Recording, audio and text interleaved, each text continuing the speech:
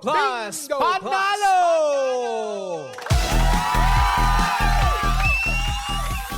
Oh, mga panggay, eto na pagkakataon yung manalo at mag-uwi ng papremyo mula sa ating pangga Bingo Plus Panalo. At yan sa atin ang Bingo Plus, Bingo sa Saya Plus sa Panalo.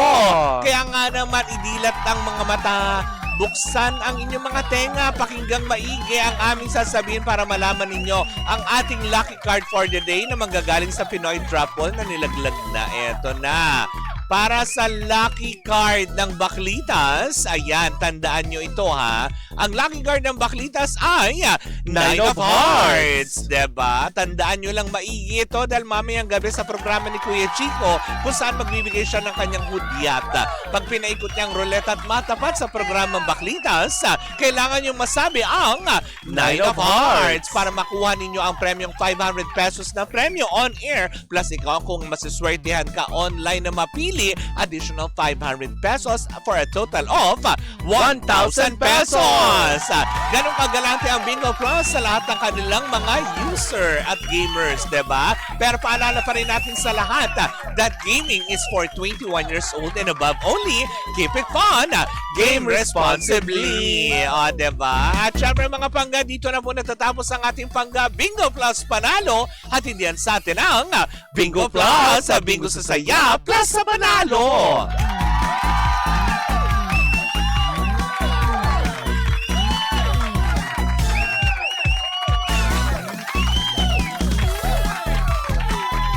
Cheers, Miss Gabaglita! With Tita Cora and Kapitana Sisa. Same, pero iba. We are number 106.7 Energy FM. Pag dawag mo sabihin radyo, Sabihin mo. o yun ang sasabihin natin. Nakakaloka. Yon! Isang magandang umaga pa rin po sa inyong lahat sa kabubukas pa lamang po ng kanilang mga radyo. Ako po si Kapitana Sisa. At ako naman po si Tita Cora. At eto pa rin ang Baklita sa Woo! Hello pa rin po sa inyong lahat sa magandang umaga. Yes, good morning. Good morning kay Tita Alicia Balatbat. Hi, Tita Alice. Good morning po sa inyo. At i-get well ko lang ha. Ayan, batiin ko lang si Ate, ano ba pangalan nito? Si Ate Dali. Ayan, ooperahan siya ngayon diyan sa Heart Center. Ayan. Ewan ko kung inooperahan na siya ngayon, pero i-survive mo yan, Day. Diba? Get well soon, diba? Ayan. Mag-heal yan. Correct. Promise. Na-meet mo na yan si Ate Dali na Oo. nag-guest sila Teacher Nelia sa podcast. Okay. Oo. Naniniwala ako, i-heal ka. Mahihil ka Correct. ng Panginoon, diba? Just trust Him. Correct. Yun lang yun, Oo. diba? At lahat ng mga nakikinig sa atin sa kanilang mga radyo na ang babait ngayong araw na ito sa kalye dahil nga may NCAP. Oo, nakakaloka, Mari. Nagbigay na ng final yung MMDA. Yung first day daw pala, may 500 na motorista daw palang nasampulan na. Correct. Kahit masabihin mong dry run lang yun, Mare. Oo. Pero kung 500 na motorista yan, tumatagiting na 1,000 isang ulo yan. Di pa 500,000 sila nung araw na yun. Correct. Nakakaloka. At saka sa darating na June 16, Mare, this year, epektibo na ang odd-even scheme. Oy! Kung saan, Mare, Oo. hindi pwedeng madaanan ang ng pangunahing kalye, Oo. lalo na sa EDSA, Mare, Oo.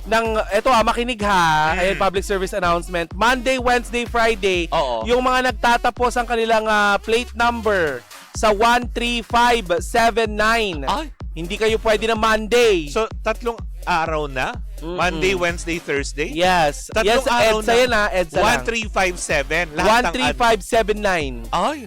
Oo. So, 3 araw walang biyahe yung may mga odd numbers? Tuesday, Thursday, Friday, Tuesday, Thursday, Saturday, Oh. 02468. Yung mga Tuesday, Friday. Thursday. Tuesday, Thursday, Saturday. Kasi sabi mo kanina Monday, Wednesday, Thursday ang odd numbers. Monday, Wednesday, Friday. MWF. Yung Yung swerte ng 13579. even numbers, 2 lang. Mm-mm. Sabado, Linggo, walang coding. Ang medyo nakakaloka lang nito, walang Oo. coding syempre ang mga electric car. So, Oo. lalakas na naman ang benta ng mga electric car. So, wala din. Ito to, may kataya po ba kayo? Oo. ba yung letter B? Nakakaloka. May kataya po ba kayo na nakakaloka para i-push natin ang electric cars? Wala din kasi tingnan Mabuti mo. kung lahat naman ng mall may charging sport. Ay, nako. Diba? Ako yung nag-iisip na kung mahal ko lang kasi ang MMCC eh. Diba? Hindi ako makakapagpalit ng kotse. O, diba? Hello sa mga Mitsubishi Mirage Group. Car Club. Car Ayan. Club. Hello po sa inyo. Oo, lahat nakikinig dyan. sila ngayon. Ang mga boys, Sabi hello ko, dyan. sabi ko nga sa kanila, meron kami... Asa na po yung t-shirt ko? Diba? Ayan, i-follow up natin. Asa yan. na po yung t-shirt ko? Sabi ko nga, makinig kayo, yung mga nasa Davao at Cebu, Oo. makinig kayo sa mga regional station namin. Oo. Sabi nila, doon na lang po kami nakikinig sa live nyo. Gusto kasi namin ng chismis. Ah. Sa regional station kasi walang chismis. Nakakaloka. Hi, mga chismoso In kayo. fairness, pero parang ano, 'di ba? Parang sa ngayon, iilan-ilan lang pa ang mga lansangan na epektibo ang NCAP na ito, hindi ba? Uy, Pero marami na din. Mare, kung 1,000 yan per violation, Mm-mm. sabi nila 500. Mm-mm. So yung NCAP po ba, ang ibig sabihin po ba nito nasa camera ang pera? Ganon. Ay, grabe ang taas. Oo, ito aking kapitbahay na si Don Robert Papa Bert, mag Oo. MG, EV ka na, Tita Cora. Di ba yung e-trike, ganon? So Ay, yung hindi siya nakaganon. E-bike yun. Ay, naka-electric car yan. Ay, Si talaga Kuya ba? Robert. Oo, Ang at saka taray ni Kuya Obeta. jet setter yan, ate. Si ano na nakikita ko lagi, si Chang Ami, hindi na kita nakikita. Nagtatampo na nga si Chang Ami Diba? kasi laging wala daw. Naiiwan daw yeah. siya. Diba? Baka naman sinasagad kasi yung baterya nung ano niya, sasakyan. Kung hanggang saan siya ititirik nun. Kinakabahan nga daw siya na nakaraan kasi paakyat daw siya ng Baguio tapos parang a certain na amount na lang daw yung kanyang baterya. percentage ng battery. Buti na lang daw at meron silang na-charge dyan sa La Union. Paano pag huminto ka dun sa may Leon? Saan ka mag-charge? Kung may power bank. Paano ka mag-charge doon kung sa Session Road tapos sa may Leon ka tumirik? Paano yun? Power Tutulak bank nga. Tutulak mo na lang sa bangin yung kotse mo. Wala ka ng silbi, hindi na kita Ay nako. Pero malay mo Anyway, naman kung oo. pala rin, di ba? Pero eto ang chika ko for today's video, hindi pinalad mare sa mga netizen. Oo, dahil nga mare, pumalag ang pamunuan. Ikaw ba kilala mo ba tong si Yobab? Oo. Si pambansang Yobab, si Yulin Castro. Pag binaliktad mo yung Yobab ay Ano? baboy. Oo. Kaya siya Yobab. Oo. I don't know. Diba? Pero yun, Bakit? Anong issue? pumalag ang pamunuan ng coffee shop. Oo. Sa natanggap niyang hindi magandang review mula sa content creator na si Yulin Castro o Oo. mas kilala sa tawag na pambansang Yobab. Ay, nakakaloka ito, Mare. Bakit? Anong ginawa? Sa kanyang TikTok video, Mare, eto makinig ka na maigi. Ay, Ayan, ito na nakikinig makikitang nagtungo ang sa nabanggit na coffee shop. Oo. Si Yulin at na matatagpuan sa Iloilo ha. Iloilo to. Oh my gosh. Oo. Sabi niya, Mare, nag-try kami dito sa coffee break. O yan, bilanggit na natin yung pangalan ng coffee shop.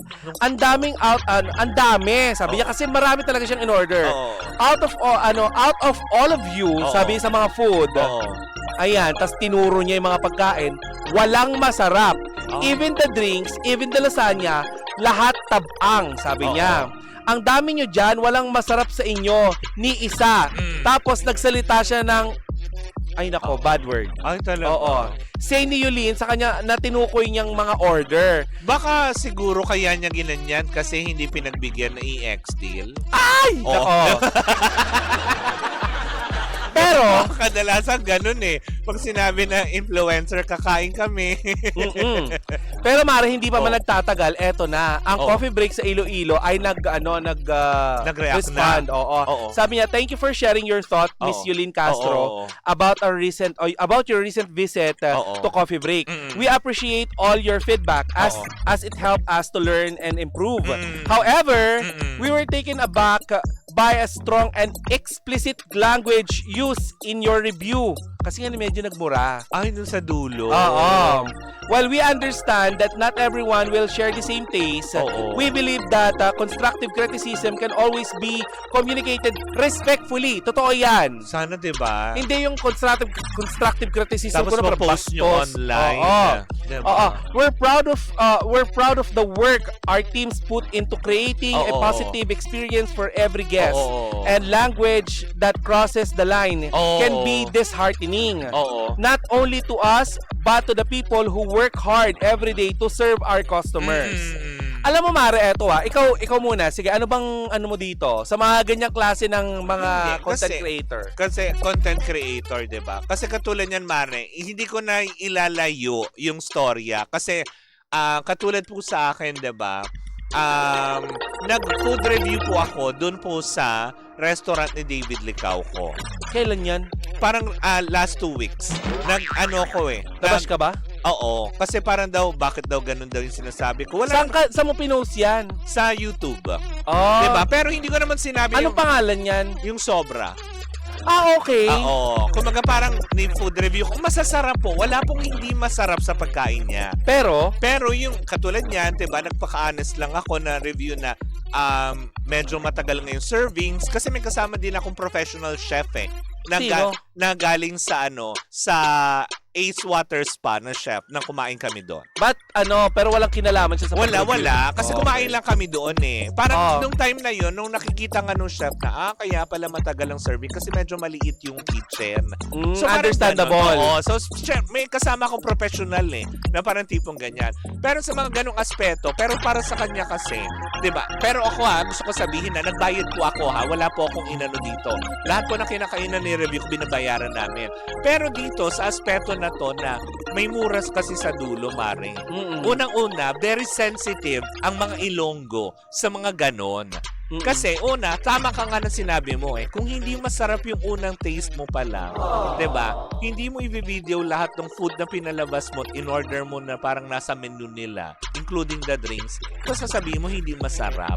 Mm-mm. 'Di ba? Kasi sabi nga ng ilan, iba-iba tayo ng taste buds eh. Mm-mm. Baka kasi kaya yun, sinoserve yun para sa mga, di ba, may mga vegan na tao, may mga health conscious, di ba? Kaya siguro lesson ang salt, lesson ang ganito. Hindi naman yan yung kagaya sa mga, alam mo yung kumain ka talaga sa mga fast food chain na todo ang, alam mo yung pampalasa, para Yes. talagang masarap. Siguro sa ganong aspeto. Pero para doon sa management ng coffee break, Mm-mm. yan. Yes, alam mo yun, saludo po ako sa inyo na totoo po yung pinunto ninyo. It could have been addressed, diba, in a professional way na sana nasabi dun sa managers na assigned or naka-duty that day. Kasi pwede naman palitan yun eh. Alam mo, Mare, eto naman yung punto di vista ko dyan, Oo. Kasi ilang taon na ang nakalilipas, itong si Mm. Yulin ay ginawa niya din yan Oo. sa IKEA. Oo. Ayan, di ba merong sikat doon na kainan sa taas? Oo. If I'm not mistaken, yung yata, mango ball. pie yata, Okay. yung sinasabi. Hindi ko alam kung anong pagkain yun. I don't know the exact food, Oo. di ko maalala. Oo. Pero Pero- sikat doon kasi sa IKEA na yung meatballs, Mm. diba? Yun yung pinila. Ngayon, sinasabi niya doon na hindi daw masarap yon. Oo. And may mga tao na nakapila pa yata. Oo. If I'm not mistaken, kung naaalala ko ng tama, Oo. sinabihan niya na wag niyo nang orderin nyo kasi hindi yan masarap. Ay. So clearly, ugali na talaga nitong si Yulin ang parang ipahayag Oo. yung kanyang saloobin tungkol dun sa kanyang mga kinakain at binabayarang pagkain. Oh. Pero, ganito kasi yan ha. Oo. Meron kasi tayong tamang pamamaraan kung paano ka mag-food review, Oo. 'di ba? Oo. Ano ba yung iyong gustong mangyari, Oo, 'di ba? Oo. Mag-improve ba Oo. o siraan yung mismong business? Yung siguro dapat pag nagfo-food review para sa akin kasi tanong yan, 'di ba? Mm-mm. Para mag-improve. Para mag-improve. Oo. Oo. Hindi yung parang tipong gumawa ka ng food review, Reklamo yung oo, na nagrarant ka, Oo. na parang tipong, talaga ba? Sa lahat, Mare, 'di ba? Mm. During the time na ginagawa niya yung video na yan, malamang baka may mga ibang customer din na nandoon. hindi, binivideo siya ni Kevin Montiliano. Diba? Kevin! Diba? Oo. Yung mga ganun, baka may mga ibang customer din na mismong, alam mo yun, galing or taga Iloilo itself, ano na lang sasabihin ng mga taga Iloilo na tututusin, dayo kayo. Di ba? Ito nga, yung pagkakasabi niya na ni isa sa inyo walang masarap dyan. Alam mo, sa totoo lang, pwede mo namang sabihin na, alam mo, ito kulang sa ano. Sa kulang, tamis lang. Oo. Ganon, di ba? At saka kung gusto mo mag-improve ang isang lugar, ito hindi lang sa, 'di ba? Kaya ang pangit ng tingin nila sa mga influencer eh. Correct. Kasi lahat kino-content niyo. Kung gusto niyo lang mag-improve ang isang lugar, ang Oo. pagkain, edi sana kinausap niyo right then and there, 'di ba? Pwede naman sabihin na, sir, kulang sa asin. 'Di ba? Hindi dahil eto mga panggaha, Oo. aral din ito sa lahat ng mga kumakain kung saan-saan. Hindi dahil binayaran natin ng isang ang isang serbisyo, Oo. may karapatan tayong siraan yung buong business. Tandaan nyo, bago yan magbukas, namumuhunan po yan. Correct. Pare-parehas tayong Pilipino, pababagsakin mo ang ang isang negosyo dahil lang sa isang food review dahil hindi ka na-satisfied. Correct. 'Di ba? Wag naman, 'di ba? Speaking of influencer, may chika akong nasabi. Isang influencer din. Influencer din. O, sino yan? Parang tipong taga Pampanga. Oh! Basta taga Pampanga, 'di ba? Na nagpunta siya dito so babanggitin ko na po yung establishment. Nagpunta siya kasi nakausap ko naman mismo yung Lalaki, officer. babae? Nasa gitna. Oh! Bakla! Pero yun, hindi naman aminado, hindi rin lantaran. Pero it's not, gaya mo nga sinabi, di ba? It's not for us na i-out siya, di ba? Na kumaga parang pumunta siya dito sa Hard Rock Cafe. Pumunta sa Hard Rock Cafe kasi gusto silang, alam mo yun, dahil influencer, binigyan ng free meal. Day, hindi natuwa sa free meal. Ano sabi? Nagpabayad. Hala? Ng 75 kyaw. Oh? Oo. Para lang i-post yung pagkain. Tapos iniintay ng management na i-post, alam mo yun, 3 weeks na daw, mula nung kumain, hindi pa pinopost yung Pero bayad na. Oh, yun yung ganun pala, na parang tipong natitake advantage yung mga ganung aspeto. Na parang tipong, talaga po ba? Diba, yung mabigyan ka lang ng free meal, diba, masaya ka na dun na parang tipong, thank you so much. Actually, hindi nga yung free meal Mabigyan ka ng extra na free, diba, na eto kasi natuwa sa'yo yung manager na doon ka, bumisita ka sa kanila. Kahit pahalo-halo lang yung ibigay sa'yo. Diba, parang ang sarap sa pakiramdam. Na, pero hihingan mo ng pera? Talaga ba?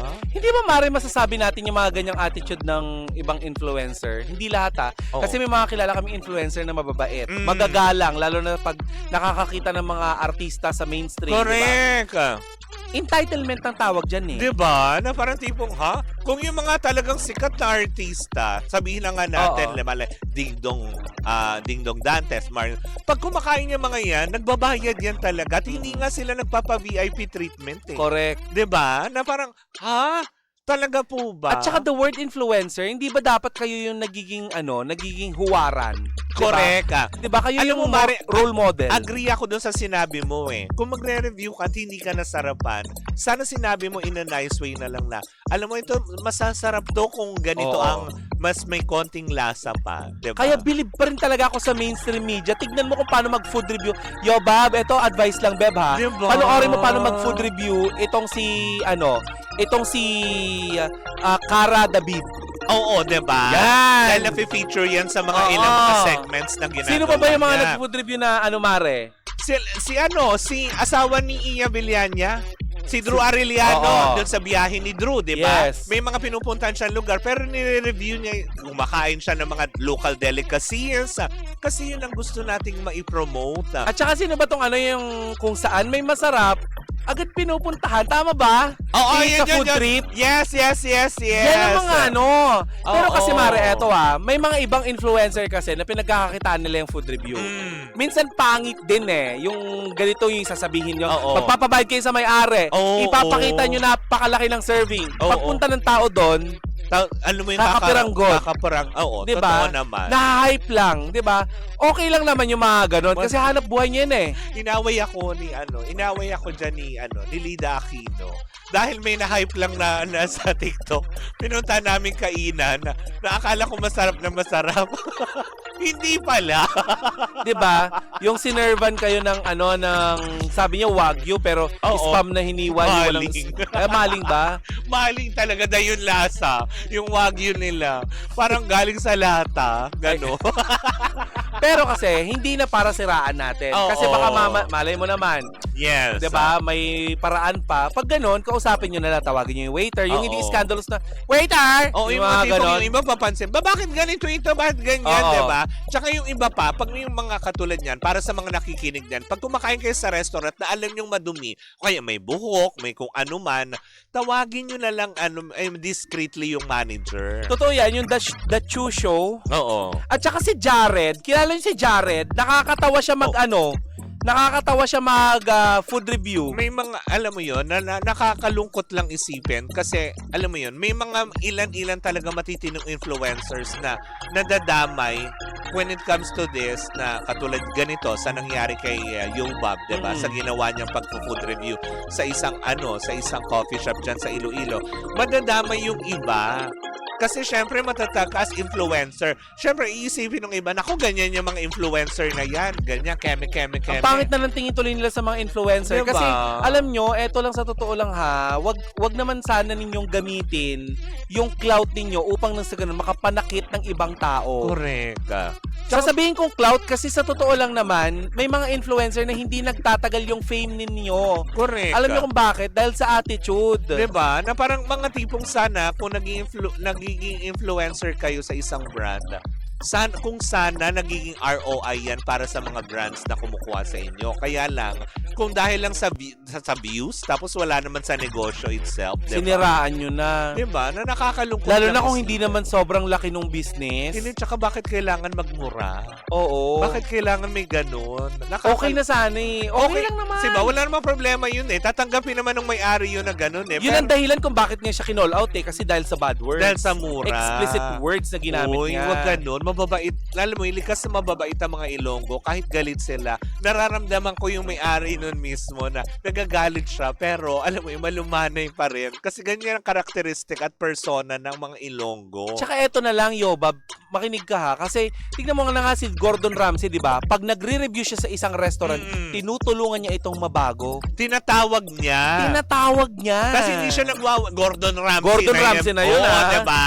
Beb. Pinanonood ko yun eh. Na parang tipong pupuntahan niya yung isang ganito. Matataranta yung mga tao nandiyan si Gordon Ramsay. Tapos sasabihan, kunwari maalat, tatawagin niya yung waiter. This is too salty. Gaganyanin lang niya. Correct. Bring it back.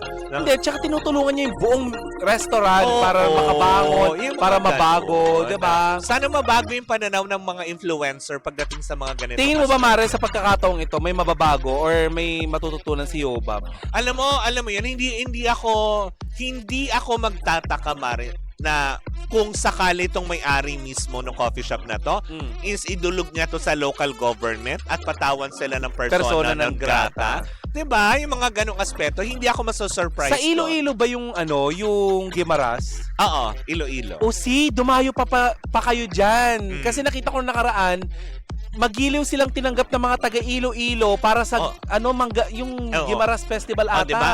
Tapos pag kumain sila ng mangga doon, kung hindi naman season, dahil syempre maasim, sabihin hindi naman pala matamis ang mangga ng Guimaras. So ganon, diba? Naku. Nakakalungkot man isipin, sana, alam mo yun, sana may... Naku, yun ang kinatatakutan natin. Sana wag kayo mapersona ng grata. Yes, diba? Ang hirap na hindi kayo makapunta. At hindi lang din yan kasi parang na yan Domino's, Mare. Once na mapersona ng grata ka sa Iloilo, May isipan ng iba. Malapit lang din ang Bacolod. Oo. Diba? Na tipong, di magsasanga-sanga na yan, na huwag niyong patuloyin yan dito dahil ganitong ugali niyan. Diba?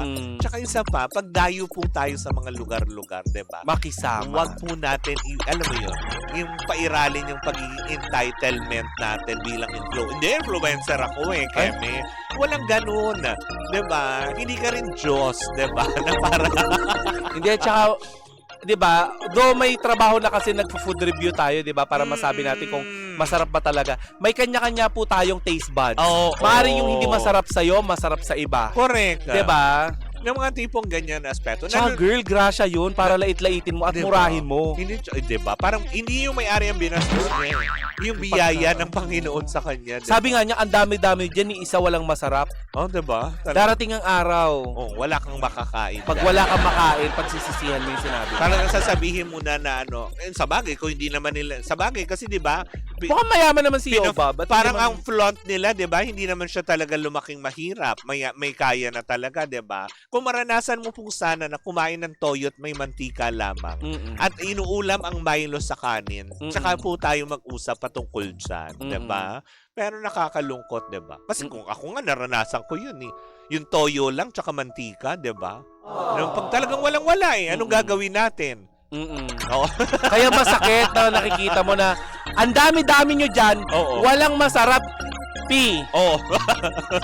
Ano ba Ay, yung P, 4-letter word o yung mahaba? Yung 4-letter lang. Oh. Sana hindi na Ang lang distasteful ganun. talaga, Oo. ate. Wrong yun. X. Ako nung napanood ko siya, Oo. hindi ko siya ni-research. Dumaan siya sa FYP Oo. ko. In-upload lang kasi I think deleted na yung video. I'm not sure. Talaga? It's Oo. too late. Pinanood ko kasi natutuwa ko kay Yobab. Mare, may cybercrime law. Pwede siyang sampahan ng may-ari noon. Oo. nga yun. Diba?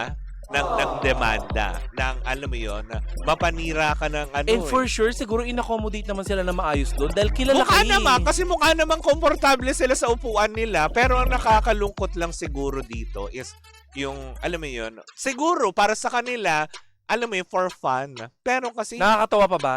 diba, natutuwa akong panoorin ka, but this time siguro sa aspeto na to, Yulene, I'm sorry to say, pero na-disappoint ako. You Diba? already crossed the line. Oo, na parang, talaga ba? Hindi sa lahat ng aspeto. Tsaka isa pa, ulitin ko lang sinabi ni Tita Cora na, pagkain kasi yan. Mm-mm. Diba? Whatever it is, a small amount, a big amount of food na meron ka, dapat pagpasalamat mo, diba? May tamang paraan kung paano mo ito i-review. Correct. Ako, di naman tayo food reviewer. Siguro Oo. wag na lang din. Oo, diba? Na Diba? wag na. Dan tipong tama lang yung ma-share mo lang yung experience mo dito. Sa kanya ko din nakuha yung review niya tungkol doon sa ano eh. Diba? Sa ano ba tawag doon? Palabok dyan sa Oo. Quinta Market. Oo. Sinabi din niya hindi masarap. Oo. And which is, napatunayan mo. Oo, sinabi din niya na hindi din masarap yung pagkain ng pastel sa Muslim Oo, community dyan sa diba? Quiapo. Yung nagme-make face Oh, sila, ayan diba? na. Ngayon, pag yan naglabasan lahat, nako. Yung, diba, yung gusto nila. Tapos pati yung nagtitinda ng dragon fruit doon sa Quiapo, diba? Sabi, hindi pala masarap. Diba? Yung mga gumaganong-ganon sila. Na, Hindi na funny. parang pumunta kayo doon para lang, alam mo yun, gawin to mga ito. Hindi siguro para makilala. Oh? Hindi natin alam. Talaga. With all due respect, Oh. nahihirapan ako sa kinds ng people na nanggaling at Ang galing magreklamo, pero hindi naman marunong magbanat ng buto. Ang mga di marunong magtrabaho na gamit ang pawis, dugo at luha, walang karapatan magreklamo. Be Oh. humble sana. Tama, Lorna Reyes. Oo. I agree to Oy, that. anyway, Mare, mag-ingat ka kung saan ka man lalarga. Yes! ngayon. Baka mag-cross ka ang landas nyo doon. Ay! Oo. O pagsabihin mo yung pamangkin mo. May sasabihan ko lang, ang off nung ginawa mo. Oo. Ganun lang. Bad Ganun lang ka. ko, hi. Pero ang off nung ginawa mo. Oo. Diba? Dapat alam mo yun, Persona ingrata na yan. Non-grata. Nangrata yun. Hindi, dapat unang gawin niya, mag-public apology siya sa ginawa. Total naman sa social media niya rin naman ginawa, Bastos diba? si Kevin Abier. Oo. Run free. Kapitan. Pinatay niya. Hoy, hindi aso si Sisa! Nakakaloka ka, Kevin. We will be missed. Teach me how to doggy, Kevin. Ay, nako, Kevin. Anyways, ako mga bangga, maraming salamat po sa inyong pagkatabay. Muli po ako po si Kapitana Sisa. At ako naman po si Tita Cora. And we are still same, pero iba. Tuloy-tuloy pa rin po ang ating tugtugan. Siyempre, dito po lamang yan sa number 106.7 Energy FM. Pangga, wag mong sabihin radyo. Sabihin mo!